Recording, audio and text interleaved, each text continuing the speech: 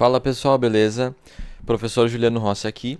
No vídeo de hoje vamos ver um resumo, um resumão sobre dinâmica. Então eu vou tratar aqui no vídeo sobre primeira, segunda e terceira lei de Newton e sobre algumas forças específicas, especiais, como força-peso, força normal, força de tração, sempre trabalhando com alguns exemplos ali. Então começamos falando aqui, lembrando o resumo, então é mais direto ao ponto, né? É mais para relembrar, para fixar mais o conteúdo de dinâmica. Mas alguns conceitos importantes que a gente tem. Primeiro, não precisa ser nessa ordem, claro, mas apresentando primeiro de força resultante, porque a gente vai ter situações como temos aqui, onde podemos ter mais de uma força, né? Aqui tem duas para a direita, aqui tem uma contrário da outra, uma para a esquerda, uma para a direita. E o que acontece? A força resultante é uma força só, cujo efeito dá no mesmo que todas as forças agindo naquele momento. Então, essa força resultante a gente usa aqui nas leis de Newton bastante. Então, precisamos saber como encontrar ela e o que ela significa, né? Então, é isso. Para encontrar ela, se tem duas forças para o mesmo lado, como por exemplo aqui tem 2 e tem 4, ambas para a direita, a gente apenas soma essas forças. Então, no caso, a resultante dessas aí, deste jeito, dessa forma, é de 6 newtons. Quer dizer, se eu tiver uma de 2 e uma de 4 newtons para a direita, ambas para a direita, eu posso tirar essas duas e botar uma só de 6 também para a direita, e vai dar tudo no mesmo. Já quando estão para lados contrários, como embaixo, 2 e 4, uma para cada lado, eu vou subtrair, né? Então vai ficar 2 newtons de força resultante, sempre para o lado da maior no caso. Então vai ficar 2 para a esquerda. Quer dizer, aquela 4, aquela 2, se eu retirar e botar uma de 2 para a esquerda, dá no mesmo, né? Esse é o ponto aqui. Tá, então isso é a força resultante. É uma das maneiras de encontrar força resultante. Tem outra que é a segunda lei que a gente vai ver na sequência aqui, tá? Bom, outra situação é de equilíbrio, é apenas a situação na qual a resultante vale zero. Então, às vezes o texto pode falar, um carrinho está em equilíbrio, não sei o que, não sei o que. Significa que a resultante vale zero, é isso, tá? Depois, outro conceito importante, né? A gente vai distinguir aqui peso e massa ali quando eu falar sobre as forças, mas já adianto, massa é uma quantidade de matéria que o objeto possui, e ela é medida em quilograma. Então, claro, pode ter outras unidades, pode ter gramas, pode ter miligramas, toneladas, tudo isso é unidade de massa, né? Uma tonelada vale 1000 quilogramas. Mas, quando a gente for calcular em fórmulas que tem que ter a massa, a gente tem que passar para quilogramas, certo? Então, massa é isso, quantidade de matéria. Então, quando se pergunta assim, quanto tu pesa? Eu peso 80 quilos, 80 quilogramas. Na verdade, 80 quilogramas é a tua massa, né? Não é o peso. Tá? Peso é uma força que a gente vai ver na sequência ali. Bom, primeira lei de Newton, então. Importante, como eu sempre ressalto nas minhas aulas, né? Não é decorar a primeira lei de Newton, e sim tem que entender para conseguir aplicar. Então, o que ela diz? Basicamente, quando a força resultante vale zero, ou seja, quando está em equilíbrio, né? Quando isso acontece, são duas possibilidades para o corpo estar, do jeito que ele se move, entre aspas, né? Primeiro, se ele estava parado, ele vai continuar parado. Tinha velocidade zero, vai continuar com velocidade zero, não vai mudar. Ou então, se ele estava em movimento, qualquer movimento, ele podia estar fazendo uma curva, podia estar sendo lançado, né? Enfim, ele vai continuar em movimento, mas daí não em qualquer movimento. Isso aqui que é importante, ele vai continuar em movimento uniforme, né? O que é o movimento uniforme? Para quem não lembra, movimento uniforme é aquele movimento com velocidade constante. É um movimento com velocidade constante. Então a velocidade vai continuar em linha reta com o mesmo valor. Então se ele estava, por exemplo, fazendo uma certa curva, né? Estava fazendo uma curva, fazendo uma curva aqui, ó. E aí, em certo momento, para a força resultante, ele vai continuar em linha reta naquele mesmo sentido, com a mesma velocidade, sei lá, de 60 km por hora, por exemplo, né? Então ele vai sair em linha reta porque a velocidade vai ser a mesma, tá? Então é isso, é assim que funciona essa lei, tá? São duas possibilidades quando a resultante vale zero, né? Alguns exemplos rápidos aqui, se o texto fala, né, que o carrinho está em equilíbrio, ou seja, nós sabemos que a resultante vale zero. Então o que acontece? A gente sabe que a resultante vale zero e algumas possibilidades a partir disso. Primeiro, A resultante pode ser zero não tendo nenhuma força. Não tendo nenhuma, né? Ou também pode ser zero se eu tiver uma força, por exemplo, aqui de 6 newtons para a direita e também 6 newtons para a esquerda. Então, assim, a gente não tem certeza, né, de se tem ou se não tem forças. O que eu sei é que a resultante vale zero, isso eu sei. No final das contas, a resultante dá zero. Mas agora, se tinha ou não tinha, não dá para saber. Outra coisa também. A gente sabe que se ele estava parado, ele continua parado, mas se ele estava em movimento, esse movimento ele vai ser de movimento uniforme, velocidade constante. Nós não sabemos, nesse meu exemplo, né, se ele estava parado ou não. Então é uma coisa que tem que se considerar. Tu tem algumas possibilidades, dependendo do que o texto fala, tu, né, chega numa conclusão ou outra. Tipo, se o carro estava em movimento e está em equilíbrio, então quer dizer que ele vai continuar em movimento uniforme com velocidade constante. Mas eu não sei afirmar sobre as forças, se tinha, se não tinha, né? Pode ser que tenha, como aqui, né? Ou pode ser que não tenha nenhuma, tá? Na vida real, né, é difícil não ter nenhuma força, porque sempre vai ter uma quantidade grande de forças agindo ao mesmo tempo, tá? Mas enfim. Aqui então, né, tentando representar, tu tem uma pessoa num carrinho, tá? E aí o carrinho e a pessoa, eles estão, vamos dizer que eles estão em velocidade constante, ali sempre andando, né, para o mesmo lado, com a mesma velocidade. O que acontece? Se o carro bate, o carinha dentro do carro, ele vai continuar andando com velocidade constante, se, né, não tiver o cinto de segurança. Porque sem o cinto de segurança, não vai ter nada para segurar ele, para fazer força nele, né? O atrito com o banco não é suficiente numa parada brusca, se o carro está a 60 km por hora, 80, 100 km por hora, o carro para, porque no carro agiu uma força, mas no motorista não teria nenhuma força resultante sobre ele. Então ele estava em movimento, ele continua em movimento, e é por isso que ele sairia voando, né, pelo vidro ali. Tá? Então, se não usar cinto de segurança. Então, é uma explicação e aplicação da primeira lei de Newton, que também é chamada de lei da inércia. Tá?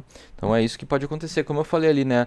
As questões elas não cobram muito. Até tem questão que cobra enunciado, mas elas não cobram muito enunciado, elas cobram mais a prática, né? Como é que funciona, qual é a explicação, o que acontece? Ah, tem lá um paraquedas, um carinha de paraquedas, ele está caindo com velocidade constante. Aí tem que afirmar se tem resultante, se não tem resultante, o que acontece com ele, enfim, né, dependendo da questão, vai falar algumas afirmativas diferentes.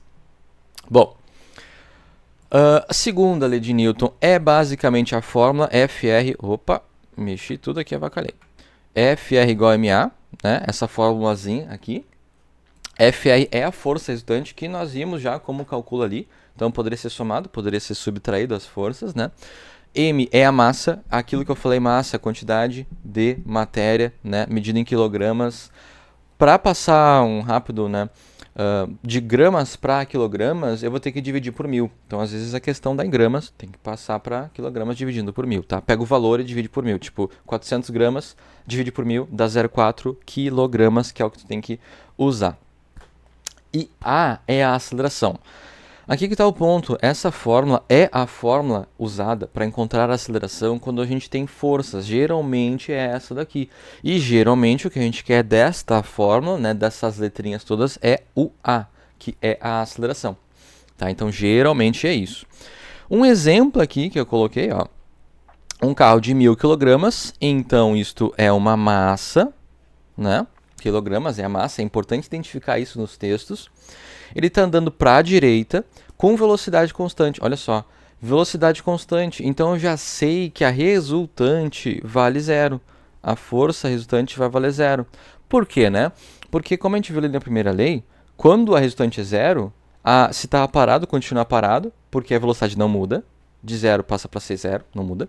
Ou então, se ele estava em movimento, ele continua com aquele movimento com a mesma velocidade. Então, moral, velocidade não muda na primeira lei. Na primeira lei, não, né? É assim que acontece. É assim que acontece. A primeira lei só explica as coisas. Então, quando tem velocidade constante, é porque a resultante vale zero. Tá? Essa é a ideia. Bom, é de 60 km por hora. Normalmente, essa informação não é muito importante. E agem duas forças. A de atrito do ar para a esquerda. Vou fazer uma coisa, vou roubar a imagem aqui do outro slide, né? E tacar aqui. Pronto. Então, tem a força do motor aqui, eu vou botar Fm para a direita, e a força de atrito para a esquerda, né? A força do motor é de 200 newtons, então 200 newtons aqui. Ele quer saber quanto que vale a força de atrito com ar. Pessoal, apesar de ter dado a massa, a gente não vai usar a segunda lei, né? Porque como a resultante é zero, a gente já sabe que a resultante é zero, a gente já sabe que a aceleração também vai ser zero, quer dizer, poderia colocar só para mostrar, né? A força resultante é zero, a massa é 1000, mil? Quanto tem que ser a aceleração para fechar a conta? Zero. Na aceleração tem que ser zero. Mas também não é isso que ele pergunta.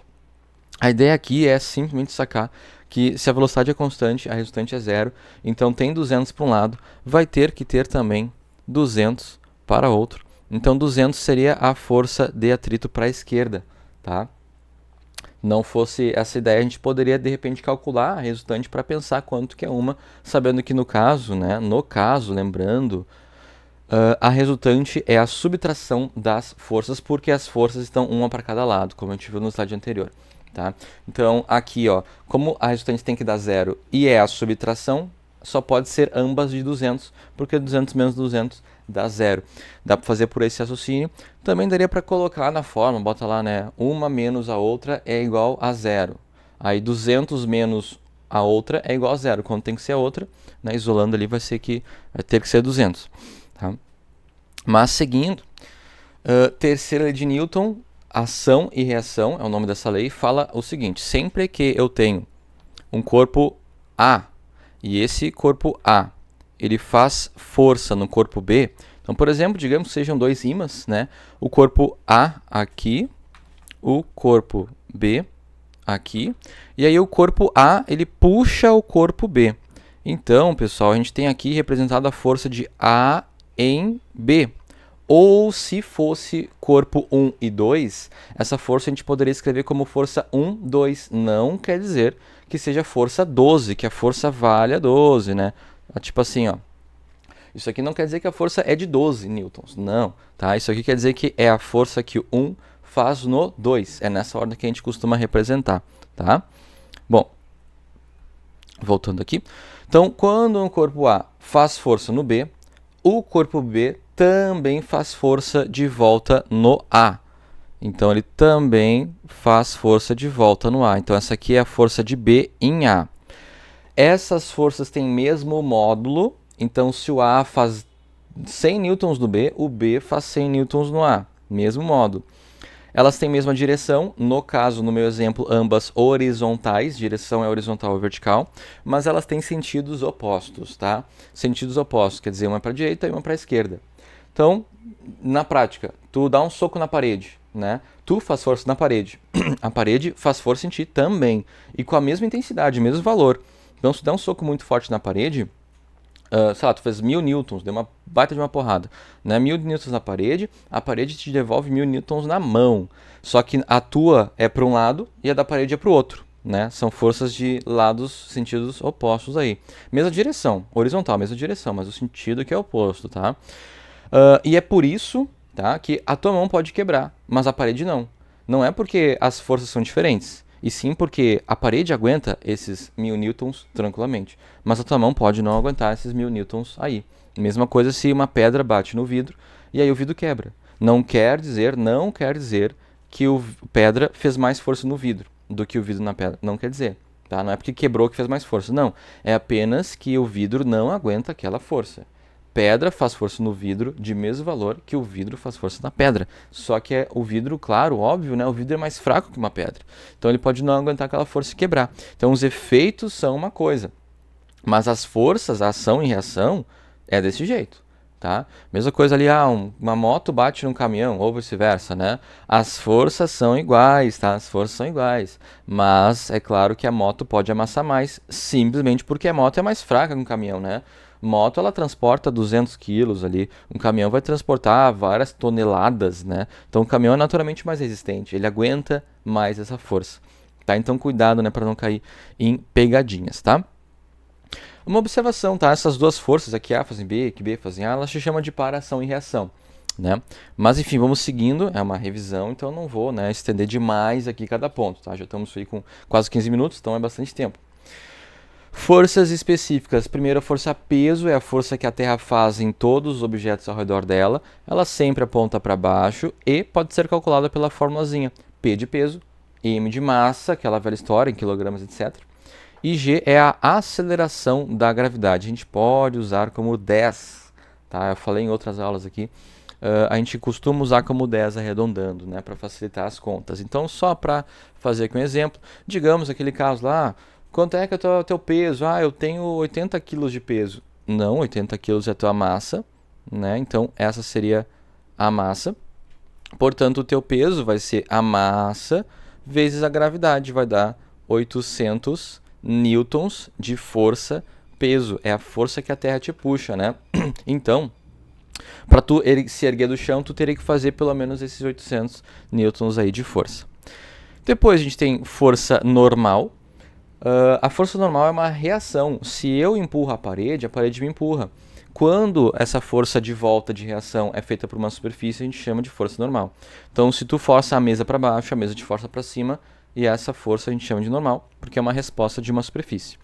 Então, olha só, nesse caso, né, a massa é 1, o peso é 10, então esse bloquinho força a mesa com 10 newtons. Portanto, a mesa tem que forçar ele com 10 newtons para cima também. Nesse segundo exemplo, além do peso de 10, tem alguém fazendo uma força para baixo de 5. Então, a superfície, né, a mesa, que seria aqui embaixo, ela está tendo que suportar 15 newtons de força. Então, ela devolve também, pela reação, 15 newtons, então, normal para cima será de 15. Tá? É uma reação de um lado oposto, né? No terceiro exemplo, tá, o bloquinho está sendo forçado contra a superfície com 6. Então, a superfície devolve só 6 para o lado oposto. Esses 10 newtons de força não está sendo feita contra a superfície, então a superfície não vai devolver essa força aí, tá? Outro tipo de força, o último que a gente vai ver aqui, a de tração, é basicamente a força quando é feita por uma corda, a gente chama de tração, tá? Então, por exemplo, aqui nessa situação aqui, a massa é 2, o peso é 20. Então, aquela corda em cima, aqui, ó, né, essa cordinha pretinha, ela tem que fazer uma força de também pelo menos 20 para sustentar essa esfera, porque estaria em equilíbrio, né? Esse aqui é um exemplo onde os corpos estão em equilíbrio, os corpos ali estão com resultante zero. Então, se tem 20 de peso para baixo, tem que ter 20 de tensão ou tração para cima. Então, não tem uma fórmula para isso, né? Nesse segundo exemplo, tá? Como a massa total a ser sustentada é de 3, ou seja, o peso total a ser sustentado é de 30, então a tração para cima naquela corda é de 30. Mas se fosse a tração, vamos ver aqui, ó, se fosse a tração só desse bloquinho, né, vamos trazer para frente, para não tapar. Se fosse a tração só dessa esferinha pequena, essa tração aqui pequena teria que ser de 10 newtons, porque é a força que a corda tem que fazer para sustentar o peso de 10 newtons. Mas a de cima tem que ser 30, porque daí não é mais só 10 que tem que sustentar. Tá? Então, exemplo padrão de tração. Aqui temos um exemplo de tração que envolve blocos. Blocos é uma situação que aparece bastante em leis de Newton. Então, tem o corpo A e B, a massa é 2 e 4 kg. Aqui é 2 kg e aqui é 4 kg, tudo em quilogramas. Superfície horizontal, perfeitamente lisa, quer dizer, não tem atrito. O fio que liga é ideal, sempre vai ser assim, não vai ter massa, não vai ter peso, não vai ter nada, né? Inextensível, ele não é elástico. E a força F vale 12 newtons aqui. Primeiro, assim, ele separou, né? Nesse exemplo eu separei. Pergunto primeiro a aceleração e depois eu pergunto a tração no fio. Nas questões não se pergunta assim, nas questões é direto qual é a tração. Só que para descobrir a tração eu tenho que descobrir a aceleração do sistema. Então o que a gente faz primeiro? Eu uso o que eu chamo de regra do blocão. A regra do blocão, no passo A, é tu considerar os dois como um bloco só, daí o nome blocão, com massa conjunta, então de 6 kg, onde nesse blocão a força que age é o de 12, não teriam outras forças, tá? Peso para baixo que tem, elas se anulam com a normal para cima, porque tanto a peso e a normal é agido, ou se agem no bloco. Então no bloco tem uma para cima e uma para baixo, no bloco. Então por isso elas se cancelam, a normal e o peso no bloco. Daí, como se cancelam, a gente desconsidera porque é normal e o peso não vão fazer os bloquinhos se moverem. Não vão afetar nada, basicamente. Então, tem um blocão de 6 kg e a resultante é de 12. Por que eu estou falando que a resultante é de 12? Resultante, lembra, é a soma ou subtração das forças. É aquela que faz o papel de todas, só que todas é uma só de 12. Só tem uma de 12. Então, ela é resultante. Aplicando o FR igual a MA, fica força resultante igual a massa vezes a aceleração. E isolando, né, tá multiplicando, o 6 e o A tá multiplicando entre si, o 6 passa dividindo. Vai ficar 12 dividido por 6 igual a A. E aí vai dar 2, né? Então, 2 metros por segundo ao quadrado é a nossa aceleração. Tá? É assim que eu vou fazer, então, blocão. Eu junto tudo, analiso as forças que estão agindo e aplico FR igual a MA. São esses 3 passos. Junto tudo, desenho as forças ali, né? Vejo quais forças estão agindo e aplico FR igual a MA. É sempre esses 3 passos aí. Bom, agora vamos fazer ali a situação que ele quer, a intensidade da tração. Para descobrir a tração, qual que é o ponto? A tração ela age em 2 pontos, tanto no A para a direita, né? Quanto também age no B para a esquerda. É o mesmo fio, então é a mesma tração, tá? Portanto, eu posso olhar tanto para o A quanto para o B. É assim que funciona. Eu olho só para um, olho só para o A ou só para o B, tá? Só que é mais fácil normalmente olhar para o bloco oposto à força F. Então é mais fácil olhar para o A. Eu vou fazer isso. Se eu olhar só para o bloco A, no bloco A, que é de 2 kg, né, eu só tenho a tração agindo aqui para a direita.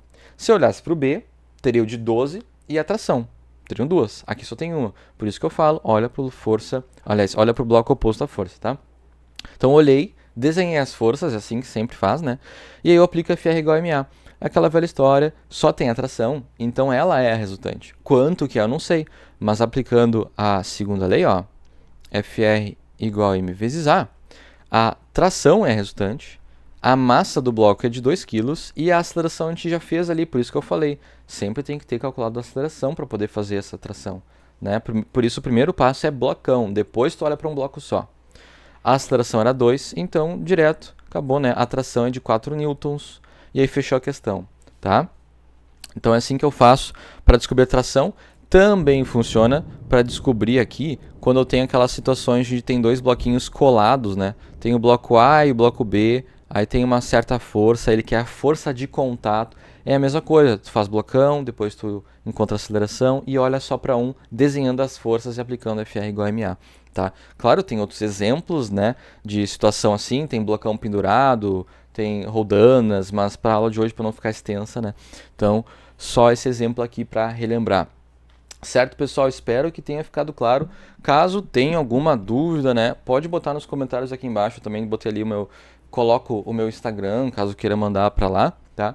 Mas é isso aí, pessoal. Até a próxima. Valeu!